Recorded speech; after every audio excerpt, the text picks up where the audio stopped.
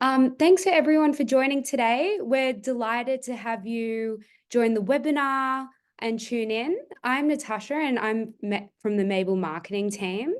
So before we get started, Emma, could you please go to the next slide? Absolutely. I would like to acknowledge the traditional custodians of country throughout Australia and recognise their continuing connection to land, waters and culture. We pay respects to the elders past, present and emerging. We extend that respect to Aboriginal and Torres Strait Islander people here today. So today I'm joined by Emma Baxter, who is the founder and director of YOUtax. Mable has had an ongoing partnership with YOUtax over the last 3 years through the Mable Tax Benefits Program. It allows independent support workers through Mable to receive tax advice and exclusive discounts through YOUtax. So very excited today to hand it over to Emma. So take it away. Thanks, Tash, for that. I'd like to welcome everyone who is coming in on a Tuesday afternoon at 4 o'clock. I'm sure you've had a busy day with your clients and helping you to get focused in the area of tax. Now, let's just get started. There's a lot of content and a lot of information to talk about today. We don't have any slides for this presentation, but if you know how to do a screenshot of your screen, then please feel free to take a screenshot of any relevant information that you like, and then you can keep that for your reference in the future. There's now that you are ABN support workers, there's some rules that are a little bit different when looking at what you're doing to normal employees or your other employees. So the topics we're going to cover today is how to report your income and pay tax as an independent support worker. We're going to talk about the common support worker claims. We want to focus on obviously the biggest claim that you would have, which is your car expense method, which one is the best method for you, and what expenses the ATO won't let you claim and why. There's a lot of ambiguity around the rules there. And what evidence do I need to keep for my tax return? So we do have a chat feature here as well. So everyone, if you'd like to say hi in the chat feature, let us know that you're here, where you're from, which state you might be in, how's the weather. So we want to see you interacting with the chat so that we can answer your questions. We do have Danny on the line who is going to be answering your questions throughout the session, and I will have little breaks to see if there's common questions that I need to elaborate on, and Danny will let me know of those. Okay, so today's webinar the purpose is to improve your financial well-being through education. So this webinar is based on current legislation as it stands and is general in nature. So you need to consider that your topic consider these topics in relation to your circumstances and your family circumstances. So what is relevant to you may necessarily not be relevant to a co-worker or a colleague or another Mable support worker, because there are many various factors that come into play when we're dealing with tax. So please make sure that you consider all of this information before going forward. So let's jump in if everybody is happy. First, we're going to talk about how to report and pay your tax as an ABN support worker. It seems pretty simple, but many of you may be new to becoming a Mable support worker. You may have come from an employee space, moving into going, okay, what do I do? So yes, you report in your annual income tax return the same as you would have with your as an employee. However, there's a bit more that you have to do and to be aware of. You are responsible for the reporting, and you are also responsible for the paying of your tax. As an employee, your employer would have withheld your tax, reported it to the ATO on your behalf, either monthly or fortnightly, monthly or quarterly, and they would have paid your tax and paid your super on your behalf, and all you had to do was go and see a tax agent at the end of the year, see if you had any deductions to claim, and Bob's your uncle. I wish it was that simple for you. So the minute you get an ABN, you have to declare your income as a business. Okay, so there is a specific business schedule that is created for you. You do report all of your income at the end of the financial year. However, in some circumstances, you may be required to report your income quarterly. So that could be quarterly income statement and quarterly installment activity statements, or otherwise known as PAYG installments. So that would be if the ATO knows that you are running a business, they might say, hey, we want you to pay your tax quarterly. Okay. And so if you're then paying your tax quarterly, there is a form that gets lodged and also the payment of tax that must correspond with that. The other way that you would report to the ATO is if you are GST registered. And if you are GST registered, you would report a BAS to the ATO quarterly. And in that BAS will be your income. Also, you can also make any PAYG payments, which is called pay-as-you-go installments.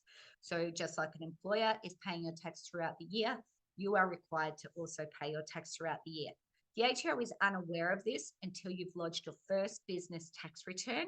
And if you have tax payable, they then automatically enter you into this program. Okay, so that's some of the things that you're like, oh my God, what's going on? Mable also now is required to report your income or your invoicing to the ATO. So the ATO has what's called a sharing economy reporting regime. They do this for many industries. They do it for like Uber Eats, Airbnb. They do it across the building industry for contractors and cleaners. So the ATO require Mable to do reporting to them. Now, this is not like your employer's reporting. This isn't, you know, them lodging the reporting and the tax and then it just gets pre-filled. This is for data matching to check, are you including all of your income in your tax return? Okay, so it will be represented on a pre-fill, but you still have to do all of your own reporting. That is providing all of your income and expenses and things like that. This information that is in that sharing economy will not go directly into your tax return. It's only there as a guide, and it's pretty much an audit guide for the ATO. Sadly, they have access to much more information these days, and with technology and data matching, they will be aware how much you are earning through Mable. Okay, so today we want to talk about the tax. Like everyone's like, oh, I've started Mable. How do I know how much tax to save? When should I be saving tax? So the way as a business is you have your income, then you have your expenses, you deduct your expenses, and then you have a net income. So you pay tax on your net ABN income. So it's like, okay, well, I've got this net income. Then how is it that I go about paying the tax? Well, we talked about the PAYG installment program, but then you're like, oh, what's my rate? There's a lot of different tax rates and a lot of different tax thresholds. So there's a couple of things. There's the marginal tax rates, and then there's the effective tax rate. So we're going to talk about both of those right now so that you can get an understanding between the two of them. Okay. Sadly, tax is unavoidable. Okay.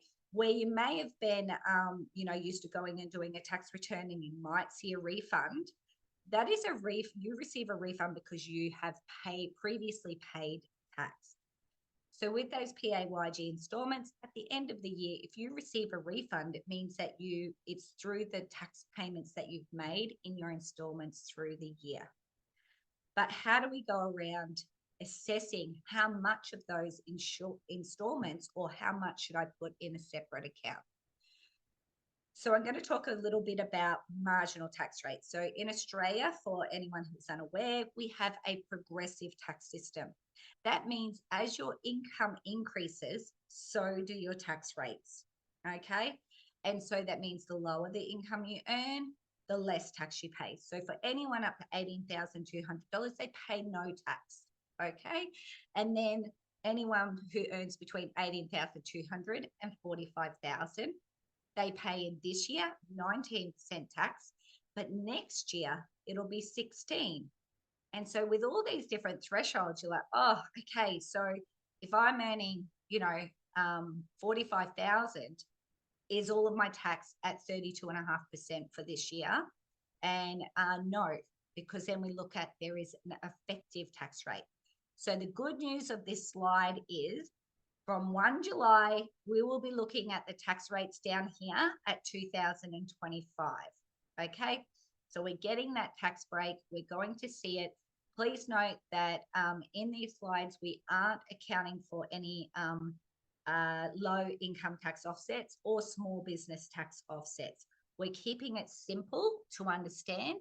And then when you go and see your tax agent at the end of the year, all of those low income tax offset and small business tax offsets will be calculated. And then it'll be like, oh, great, it is like receiving a refund in your tax return. So the one thing when you're thinking about how much tax do I put aside on every dollar that I earn? So if you're sitting there going, oh, I've started out and I only started a month ago and I haven't worked for the year, I'm not going to meet the 18,200 threshold. So there is no tax to pay. Okay. But let's just say you had an employment job for all of that time and then started.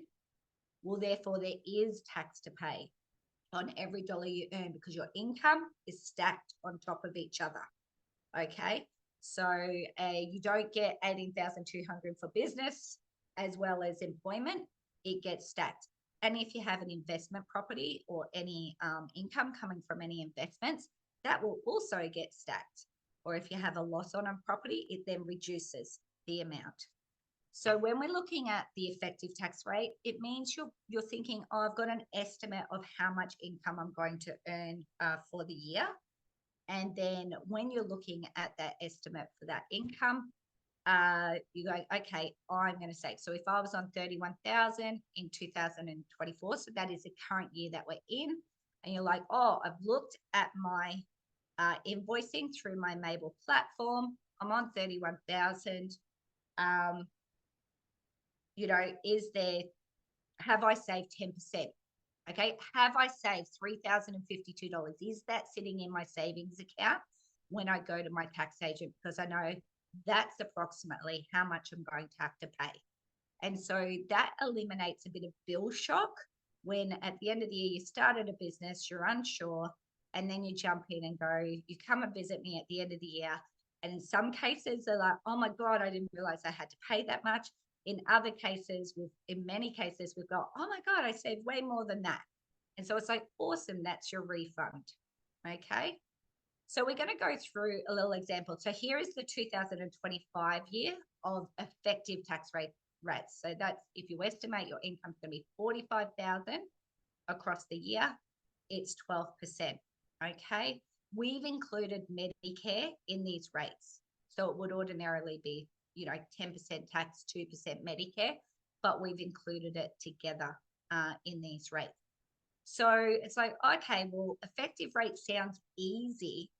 However, I don't know how much tax my employer, if I was working, how much has my employer? So you might want to consider both marginal tax rates as well as effective tax rates. And this is a conversation that if it's confusing for you, you would have with your tax advisor. The next section that that I think is important is it's not just tax and Medicare that affects what you pay at the end of the year. There are other factors that we need to consider when preparing your tax return. And as an ABN Sole Trader, you're responsible for making sure you've saved enough tax, are able to pay your tax, and have accounted for all these other factors that may affect that outcome at the end of the financial year. And you may sit there and go, oh, that's okay. That's my accountant's problem. I'm going to send that to my tax agent. That's fine. But as a business, you need to be aware of, you need to be looking at these things at the start of your business, not at tax time like any ordinary employee, because it's very difficult for for us to undo something, because generally people will see us in tax season for the prior year So that is why at YOUtax, we always like when you start your business, you then have your appointment at the start of the business or after you've done 3 months to get find your feet and to understand what are my obligations here.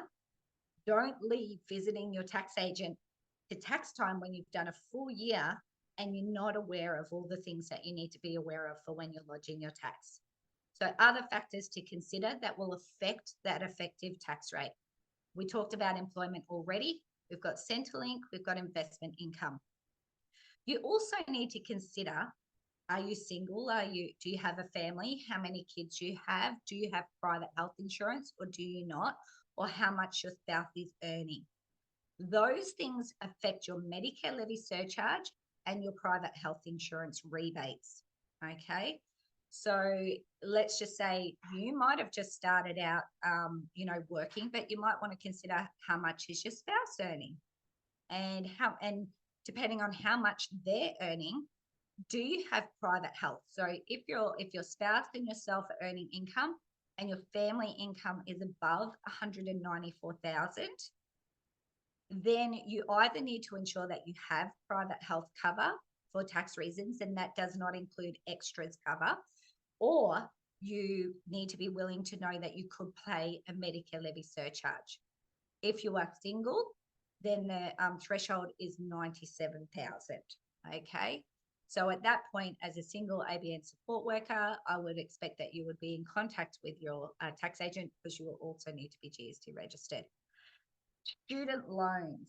So we've got student loans. Is there, if people want to give an indication as to how many of you have student loans.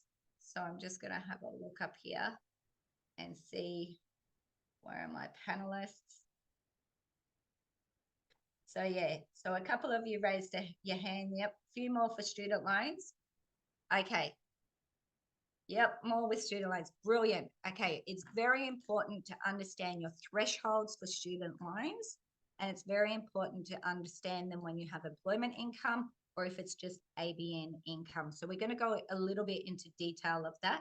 Then we've got a few of you on the panel. Superannuation. So yes, as a business, there is no one withholding superannuation for you, and you can make voluntary contributions. It is not mandatory by law, the same as it is for employers, that they have to charge super guarantee under the, their awards and things like that. However, you may choose a super guarantee rate from 1 July is going up to 11.5%. So if you want to treat your business as though you're getting all of the benefits of super and tax and things like that, you need to take that rate into consideration and look at, putting that percentage aside. The other factor is, you might want to consider GST in this calculation. However, today we are not talking about GST. GST is going to be in another webinar. We have way too much content to discuss so far. So we'll get to that in another webinar for you. However, NDIS support services the GST, but as long as you have all the right requirements in place for that. Okay, so those people with student loans, you might have been relieved to hear in the budget that last year we had huge indexation rate of 7.1% applied on HEX help loans. This will be adjusted but as a budget promise in the budget that was announced in May. It's going to be a retrospective change, which means they're going to adjust back to 1 June 2023. And they used to base it on the consumer price index, which was a very complicated formula that I tried to research. They're now going to look at consumer price index or wage price index. So because inflation had been so high, that indexation rate that was applied was it was the worst it's been in 30 years. Okay, so whereas the wage price index was at that point was only 3.2%. So they're changing the law. They haven't changed it yet. So it hasn't gone through, it hasn't been legislated properly or gone through royal assent. We need to wait for that to happen.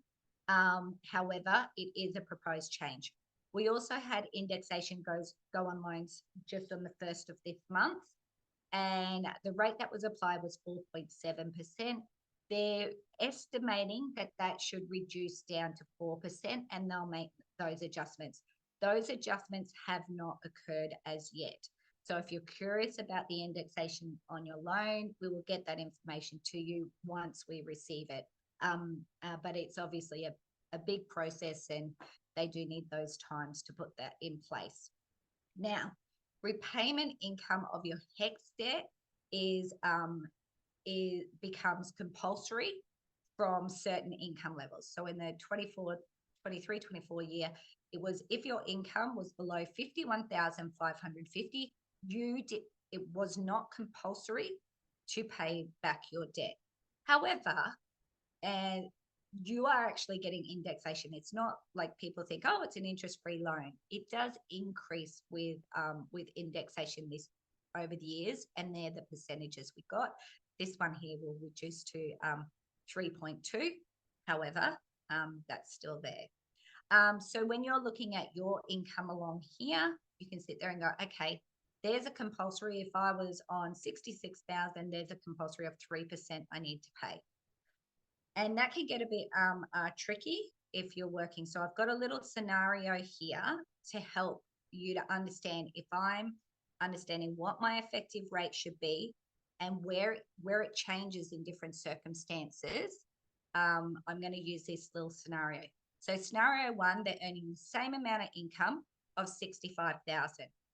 But in scenario one, the part-time salary is 45,000 and they're earning 20,000 as a Mable independent support worker. And they want to contribute the same as their employer as they're going. However, they are still paying off student loans as well.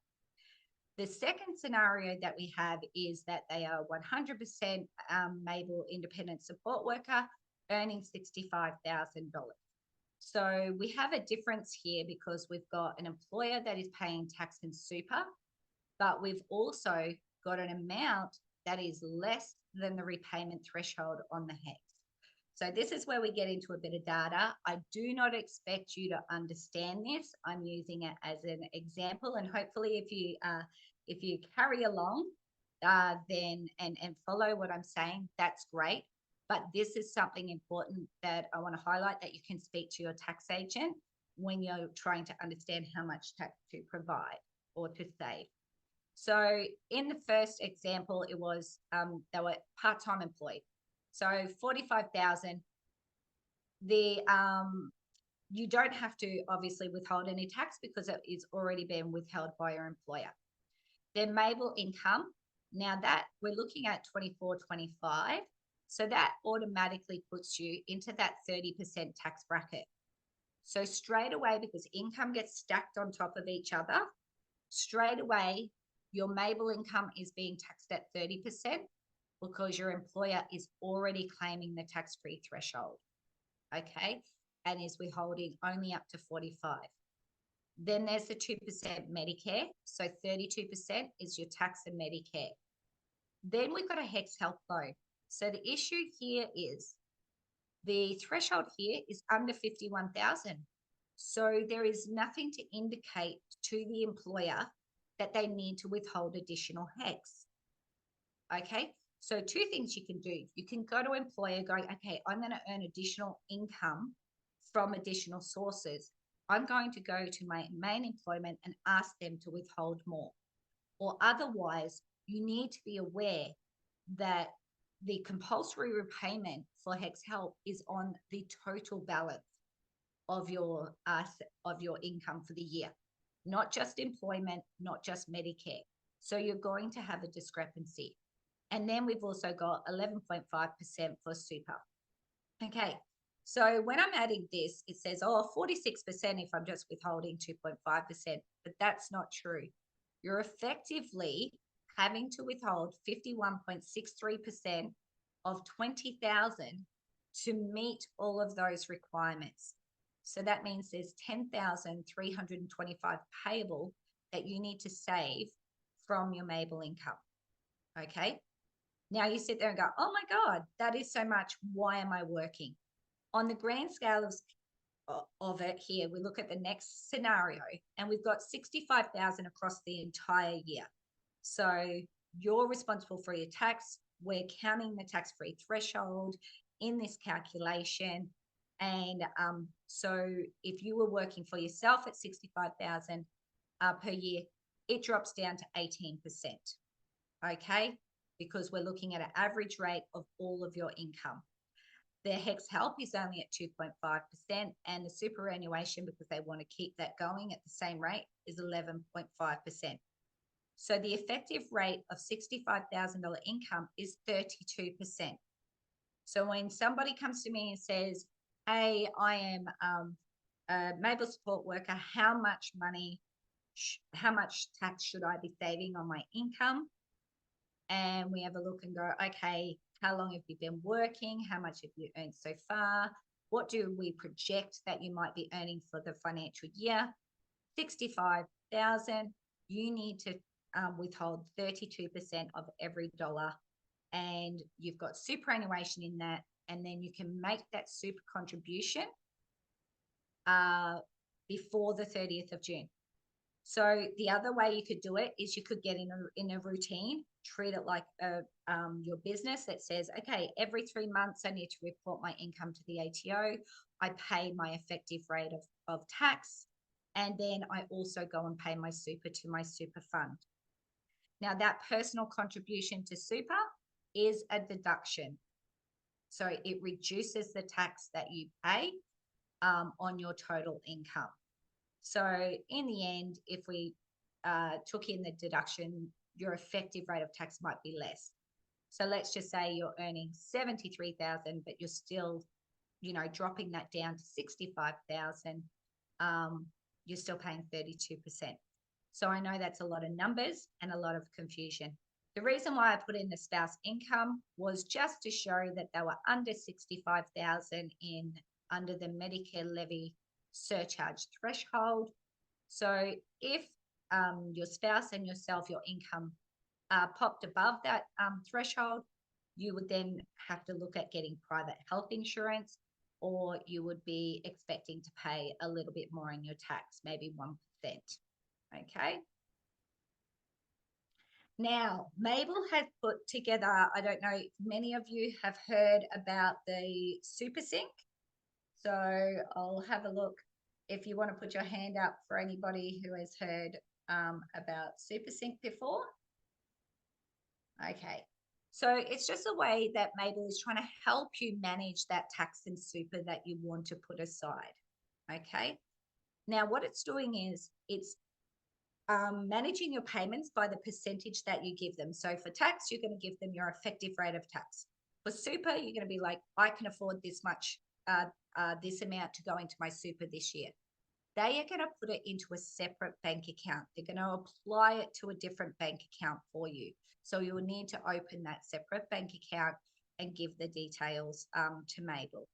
And that means when you are lodging that quarterly IAS or BAS statement, you would then go, okay, I'm just going to jump into my tax account and pay the tax amount. Okay.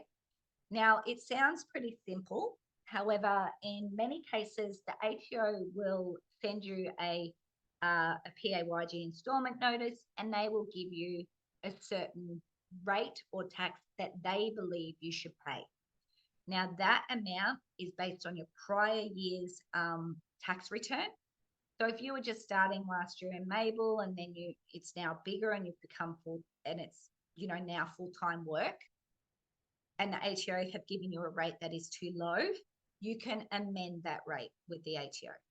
If the ATO has given you a rate that's too high, as in, oh, I've dropped, scale back, I didn't want to work so much, I've dropped a few clients, I'm earning less, don't be scared, because that rate can be amended as well.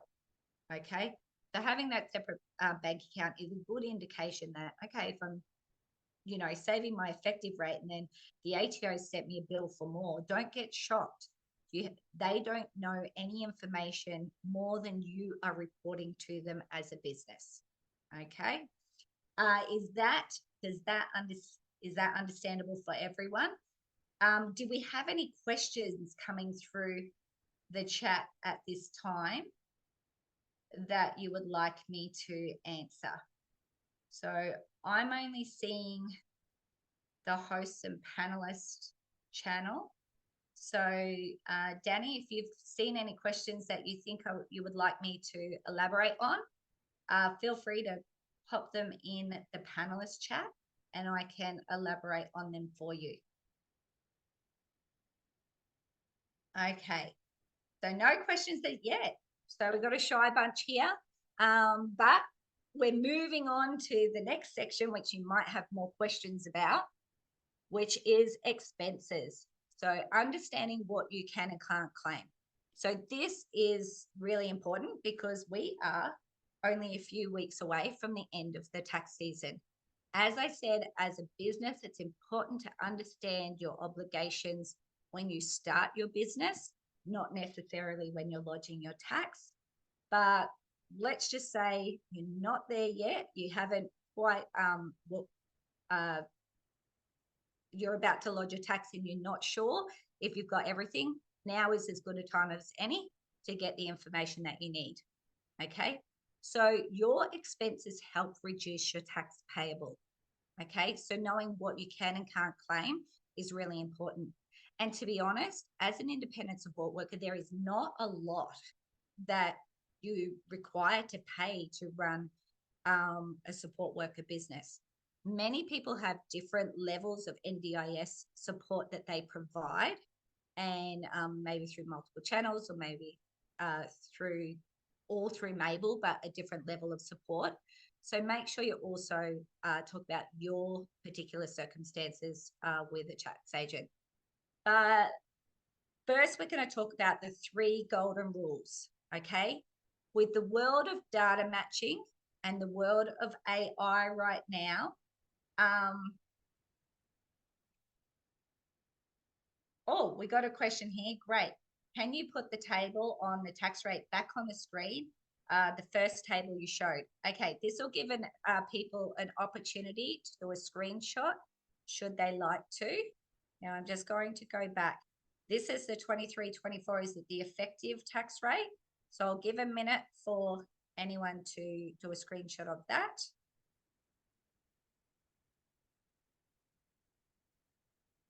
And then hope we're all good.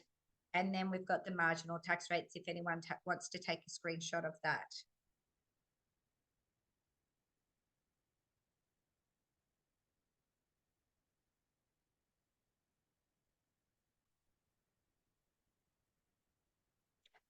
Sadly, you won't be emailed the slide presentations from this, but as I said, you can take screenshots as we go. So I'm just going to move on to claimable expenses so that we can get through this. So the ATO has 3 golden rules of an expense that we can claim. Please do not get complacent with this. We've let things go for many years, but now that we've got increased AI tools, increased data matching tools and things like that, the ATO has certain focuses on areas that they focus, and work deductions can be one of those focuses. I know they are not directly focusing on the NDIS community like industry at the moment. There are a lot of talks going in the ATO, especially in the area of GST and claimable expenses around GST. There've been meetings, and I've actually had conversations with them around this. We need to protect you from an audit. So this is where I tell you what the rules are and that you need to meet them to the best of your ability.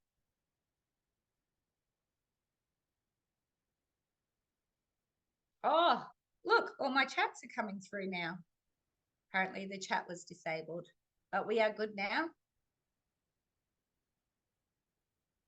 So I'll just continue with this for now, and then we'll go back and have a break for some questions in a minute.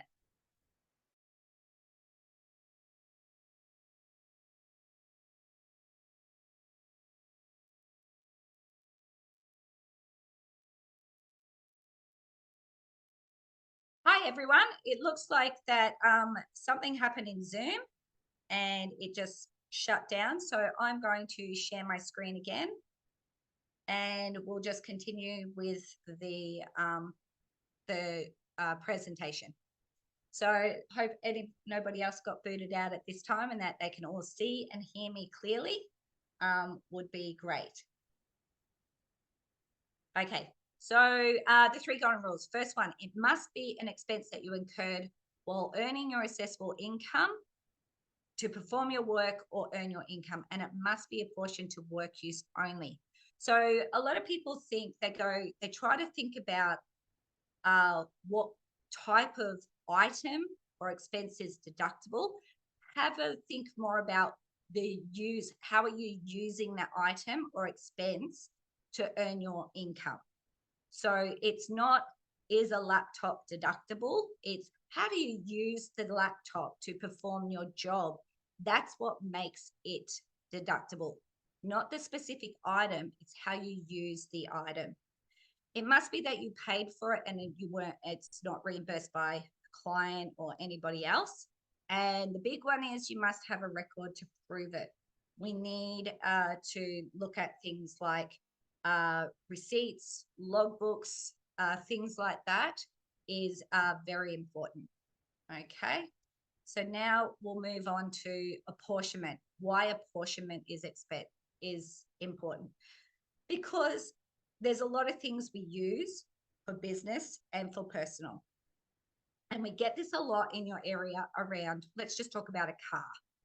We all use our car for personal, to go to the shops to do our shopping, to take our kids to school, to go away on weekends, family and personal use. But you're not going to go out and buy a work car and a personal car. That just doesn't seem, there's no logic in that. So the ATO says that's fine. You can use your personal car. And when you start a business also as an ABN support worker, you do not need to go out and buy it under some business name.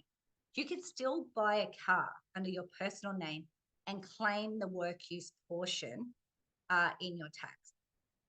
But when we're adjusting for that personal use, it's like, oh, how do we calculate it? So the ATO gives us rules around how we need to apportion that. Now, we're going to talk a lot about motor vehicle expenses in a minute, but it also applies to things like mobile phones, equipment items that you might use for personal and business.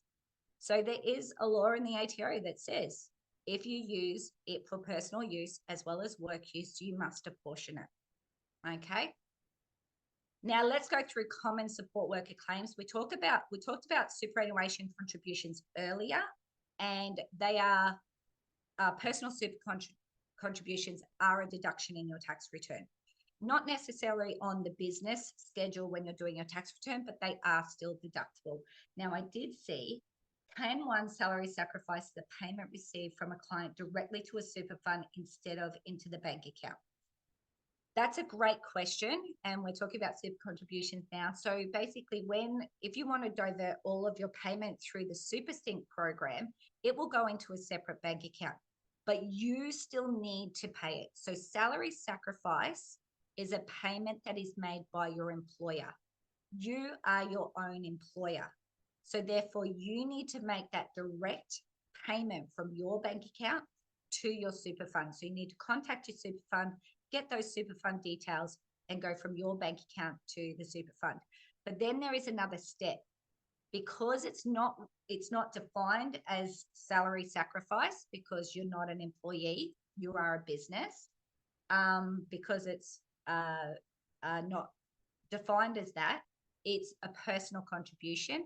And then you need to notify them is, do I want it as concessional, as a deduction, or do I want it as non-concessional?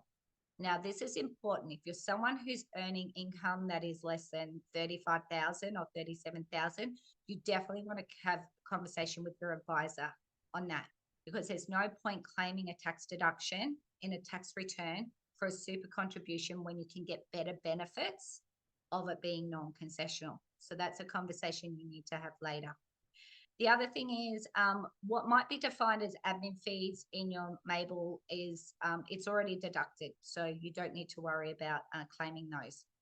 Advertising, if you do any external advertising, tax accounting, bookkeeping fees, including apps that you might use, is definitely claimable.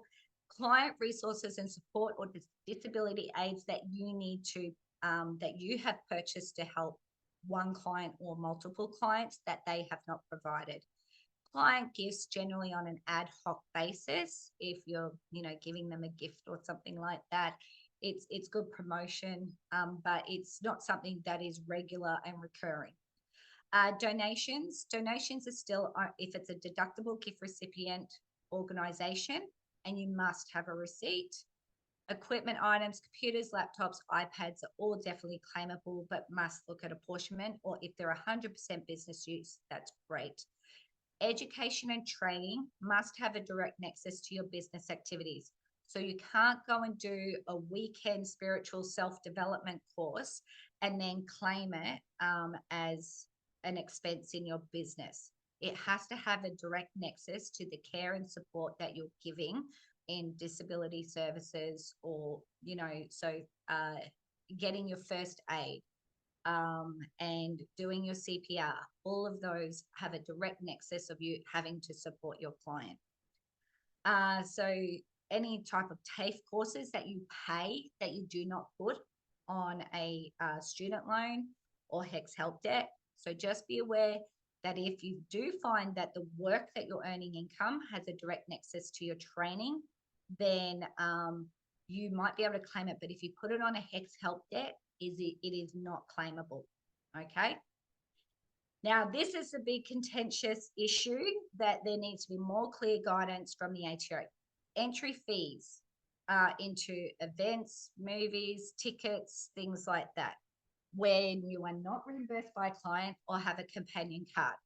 So you need to look at these cases very separately, and you need to make sure you keep those receipts and have documentation around them. In normal circumstances, the ATO views it as entertainment. In the eyes of the ATO, entertainment is not deductible.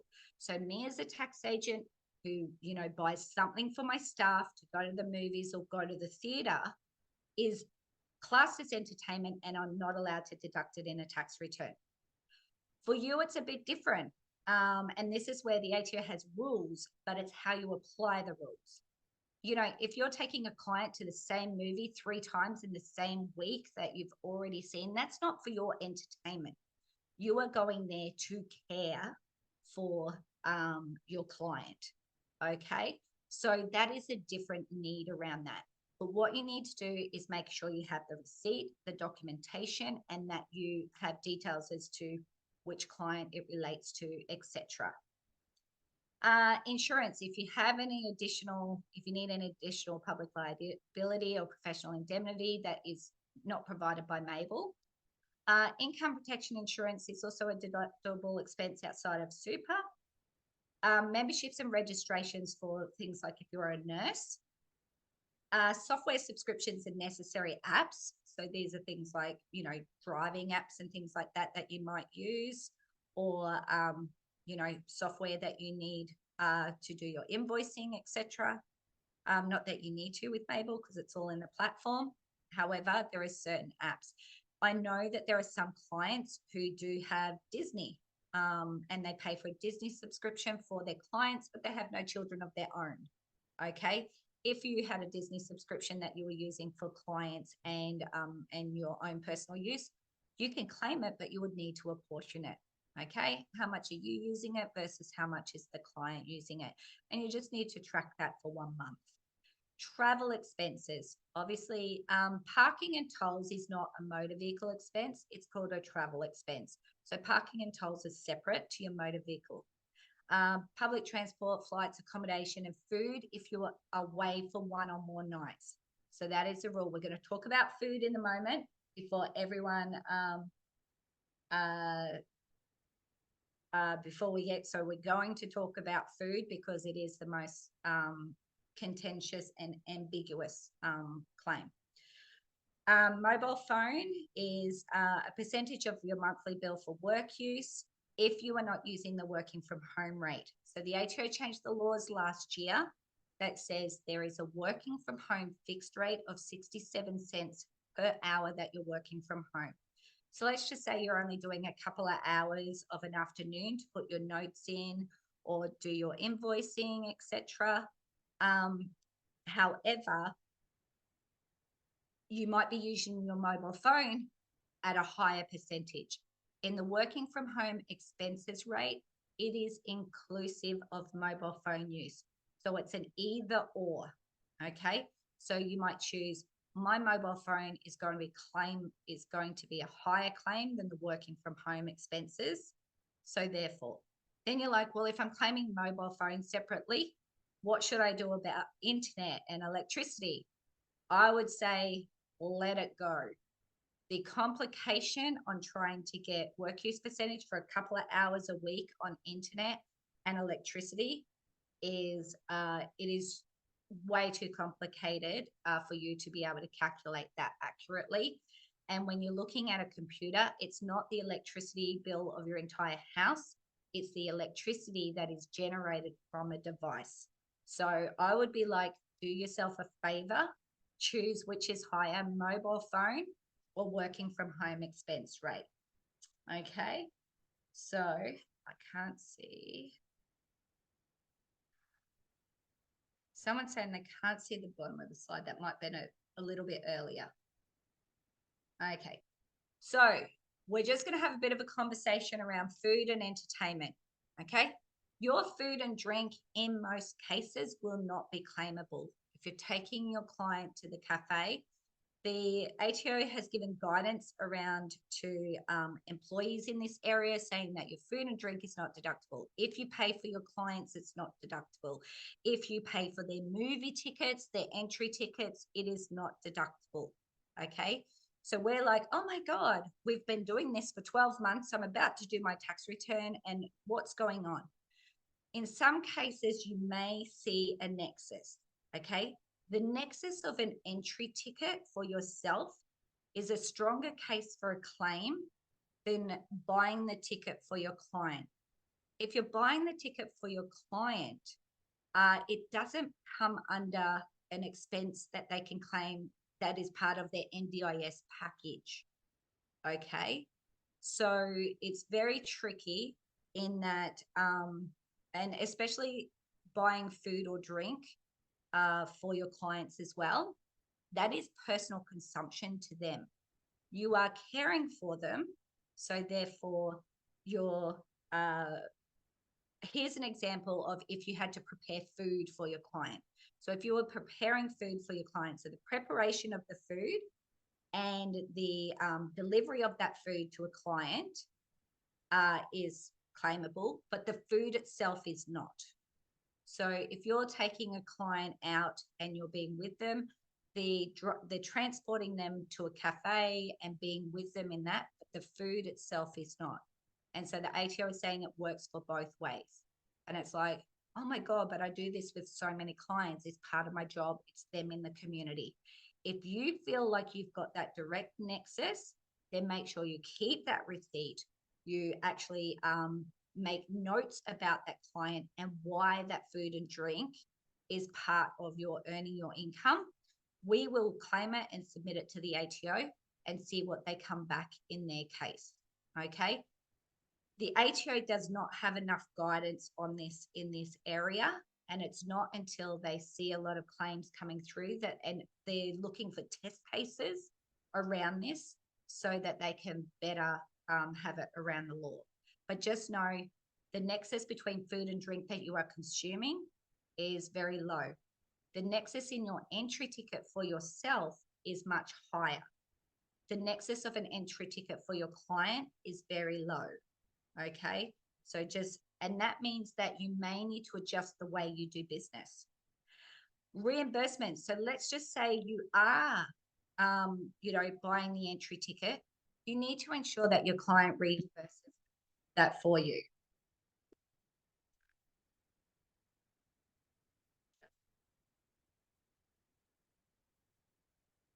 Okay.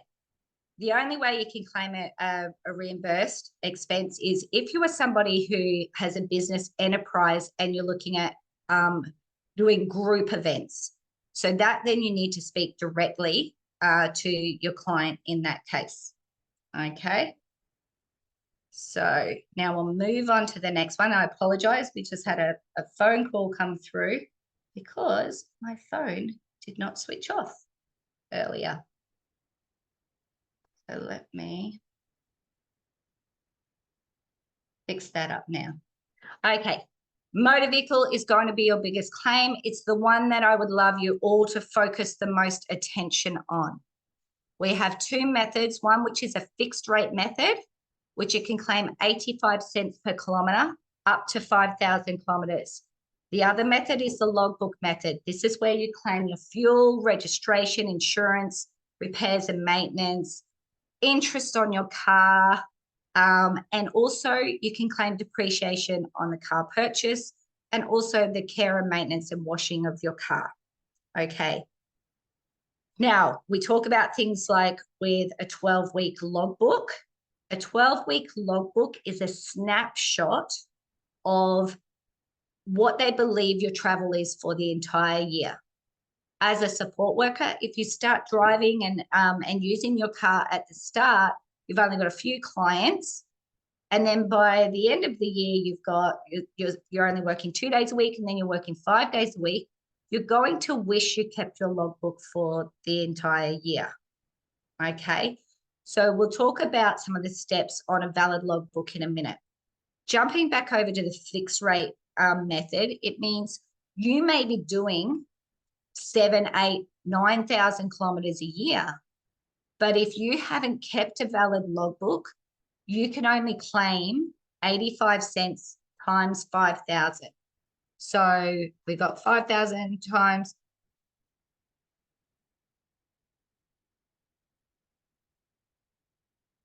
gives us $4,250. That is the maximum you can claim. So you're sitting there going, oh, okay, so all of the expenses of my car were probably way above that. Then you want to think about, okay, is that method best for me or not? Even if you are using the 5,000 kilometer method, you still need to track your kilometers, okay? Because it's not that you can just claim them without receipts. You need to be able to substantiate whether you did 2,000 kilometers, 3,000, 5,000 or more, okay? So I hope that helps. Now, we're going to do a what, when, why, how type scenario. What can you claim for car expenses? So we just went through that. So in the interest of time, I'm going to skip past this. When can you claim? So this is sometimes a misconception. You can claim from your home to your clients and then back home again. You can claim from your clients to the community, back to the client's home. You can claim from client 1 to client 2. It is not, when you go visit your client, they talk about place of business or place of work. Your client is not your place of work. You perform work, but it is not a work office. So you pretty much have no office. So driving from home and around the community. Now, this is the same as if you're an employee. It's called an itinerant worker. You have no regular office place to go to, and you have to go to various different places every week. Even if it is the same place, you're visiting the same client, you don't have a regular office. It's like your job is on the road and with your clients, okay? Getting supplies for your business or your clients, traveling to training and development, and also you can claim when you're going to see your tax agent or meeting new clients. What you cannot claim is personal trips. So dropping off the kids to school on your way to the client or stopping from errands on the way back. Think about the intention of your trip when you get in the car. And this is really good for you to think about it when you're doing your logbook, is if I'm jumping in my car and I am on my way to my client, but it's right by the school, but the intention is to drop your child at school, that's personal. But from school to the client is not. Okay, you can track from school to the client's house as a business trip. Okay, obviously, if you have employment as well, to and from your employment job is not deductible, because if you are going to an office. Now then you sit there and go, oh, okay, there's all this. I've got to have all of these receipts and things over here. And it's just so easy to do the cents per kilometre. How do I decide? I'm an accountant, so I always look at a cost benefit analysis on that. Okay. How are we supposed to record kilometres driven for clients? Take pictures roughly. We'll get to that in the next slide. I know we're running short of time, but I recommend you stick around on that question. So what we're going to talk about is, you know, what method should I use and what's the kind of rule of thumb? One would be speak to your tax agent. But two, if I was trying to figure out what is my tax benefit. So when you're putting all this effort into something, you want to look at time versus reward. Okay. The reward of this is paying less tax. Okay. But if I'm earning $20,000 and that's my total income, and I'm earning $20,000, I'm not really paying any tax. So I'm not concerned with keeping receipts for 12 months, working out my work use percentage, because I'm actually, you know, my logbook percentage would be quite low because I'm not working a lot. Okay. But the higher my income goes and the more travel I do, I'm going to be really thinking about, okay, I need to reduce my tax here. I'm going to put a little bit more effort in. Okay. Now, a lot of cases we've come in where people have, you know, done the logbook, but haven't kept all the receipts. So it's very important that that when you're keeping, that you keep all your receipts. So that's fuel receipts, registration, insurance, and that for the entire year or the entire period that you are going to be applying the vehicle logbook. Okay. Another rule of thumb I like to use is your car new or old, or did you purchase a second-hand car recently? And that is determining how much depreciation you can claim on that car. So if you have a high work use, then there's higher depreciation that we claim on the car, which means your claim's most likely to be higher. Then you go into how to track. So this is where we go, do we want to use an app or do we want to go old school? Now, it's great. We're all jumping in and we're using apps and we're doing things, but you've got to understand how to use them is very important. A motor vehicle logbook. So let's just go here. When we're doing a motor vehicle logbook, you must put the date of the journey, the odometer readings. But we get so many people come to us saying, I've tracked my kilometers, I've got them all, but they haven't tracked odometer readings. Okay. They've got to be tracked at the start and the end of your journey. The total kilometers that have traveled within that 12-week period or for the period that you continue to use your logbook. And what's very important is the purpose of the trip. So let's just say you're doing employment and ABN. You need to actually define which one is to your business and which one is to your employment, because there are different rules. Okay. Please don't forget to keep all your receipts. This is where apps do come in handy. So we know many people have used Driver's Note, but they've used it for a 1-month subscription, said I did a logbook, didn't want to pay for the next subscription, and don't have the valid time period. And then they didn't keep their receipts for the entire period either, which is if you're claiming a logbook percentage use of a vehicle for the entire tax year, which means you need receipts for the entire tax year. Now, we're doing a promotion this year for the QuickBooks Simple Start because I really just want people giving us data, okay? And what it does is if you're somebody who is jump in the car, take off, and you've forgotten to record your odometer reading, etc., then this is an app that you can turn on your location settings and it will automatically track your trip.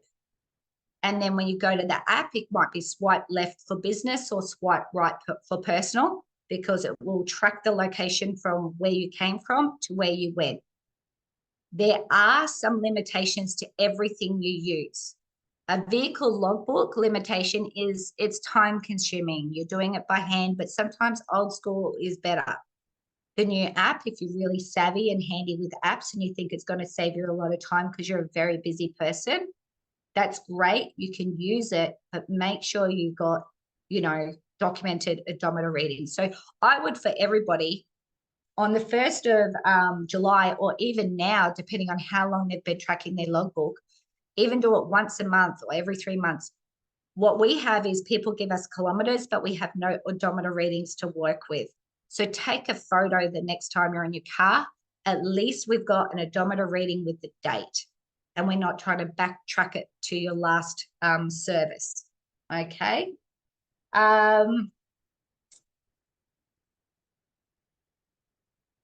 Okay, here's a question. I'll look at the car questions at the meetings. Yes. Odometer readings. I think Danny's in there answering a few of those questions for you, which is brilliant.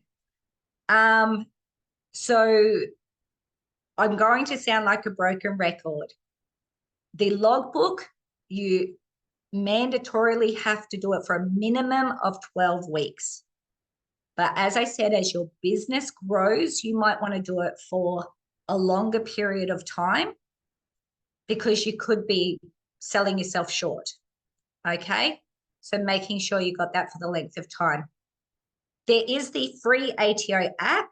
Some people have found it good. Some people have found it clumsy in that they're not applying it or saving the receipts. There is app trackers with the QuickBooks where you can save receipts and it track your kilometers, or there's the driver's note app. You're going to see which one suits for you, what your personality is, and how much effort you're willing to put in.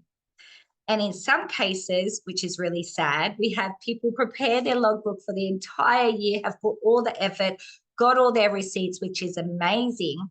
And then we find out that the cents per kilometre method is better for them. And we're like, but what we do is we're going to give you the highest claim out of each method. Okay. So if you've got a logbook and you've done all the hard work, that's amazing. And we can get a better claim under the cents per kilometre method. That is the method that we would use. So what I'm going to do now is we've got a couple of questions, true or false questions for you. You can claim up to 5,000 kilometres without any evidence under the CPKM method. True or false? Who wants to put in the chat? False, absolutely. Why? Because you still need to substantiate your claim. You don't have to have fuel receipts or you don't have to have your registration or your insurance or things like that, but you still need to substantiate that you actually traveled that many kilometers that you're claiming in your tax return. Okay. What do I use for that? You can use an app, you can use a logbook, you can, I found even for the cents per kilometer that is brilliant is I was in somebody's Mable account the other day with them. If you export, there's a CSV where you can export your hours, your support hours. It gives you the date you were with that client. You can then go, okay, well, my address is this, their address is that. I go to my Google Maps because Google Maps is your best friend. It tells you the kilometers between, and I did this many trips. That is a brilliant way. If you haven't been tracking it under the cents per kilometer method, that is a brilliant way to be able to backtrack and do it by using your exported hours. The next statement, you only need to track your logbook and keep evidence of your fuel receipts and other car expenses for 3 months. True or false?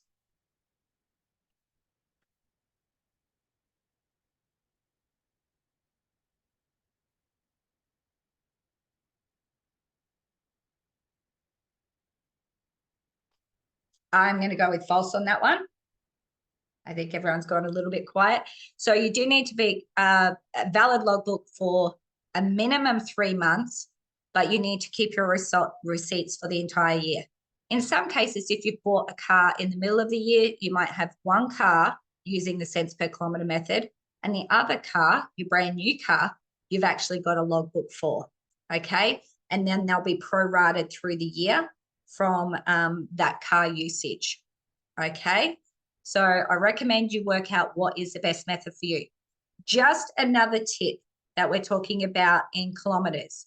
So sometimes we've got many of you who are on charging the kilometers to the client when the client is in the car with you or driving around with the client, and you're actually charging it out at like 97 cents per kilometer.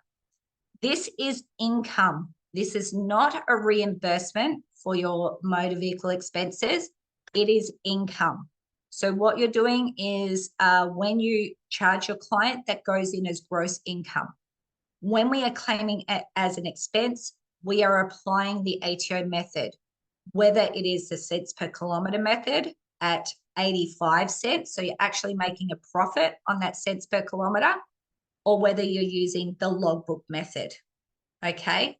So it is not a reimbursement. You need to calculate it for your income, but you also need to include those kilometres to claim your expense, okay?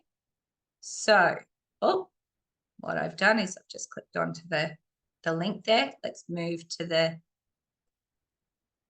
next page. Now, I want to thank you all for your time. We've taken up the full hour. We're 5 minutes over. So what I'm going to do at this point is, for those who need to jump off, that is fine. I believe Tash is going to jump in and we might turn off the recording soon, but I'm going to hang around, and if you've got some questions, I will answer them through the channel. I'll just hang around and answer some questions through the chat. But also, I want to let you know that we do have a promotion at YOUtax, where if you sign up with us between now and the 31st of July, we are going to give the QuickBooks Self-Starter tool to you for free. So it's going to do receipt tracking, it's going to do kilometre tracking, all of that. We have negotiated a brilliant price with QuickBooks in regards to this offer. So therefore, we want to help you to get that first year logbook perfect and have all of the receipts and expenses tracked there. So reach out to our team if you are interested in that at hello@YOUtax, or in your sign up form. When you sign up with us, then you can also say, hey, I'm interested in the QuickBooks Self-Starter app. Okay. Also check us out on the Mable Tax Benefits page. We've got the, that is available free with the Business Advanced and the Business GST. It is not available for Business Starter because basically you're more likely to be using the cents per kilometre method due to the income level. So I do want to say thank you to everyone for your time. And so Tash, if you're about, if you wanted to close out the event, and I will hang around and answer some questions as well. Yeah. Thanks, everyone. And we'll send out a copy of the recording, and the slides will be in the recording tomorrow, and it'll also be on the Mable Learning Hub. Thanks, everyone, for joining. And there's also a questionnaire that will come out from Mable as well. So let us know what you think about the webinar, the content, any other things that you want Mable to provide for you to help you with your Mable journey. And then this is fantastic. I just want to sign off and say thank you, and I will hang around and answer some questions for you.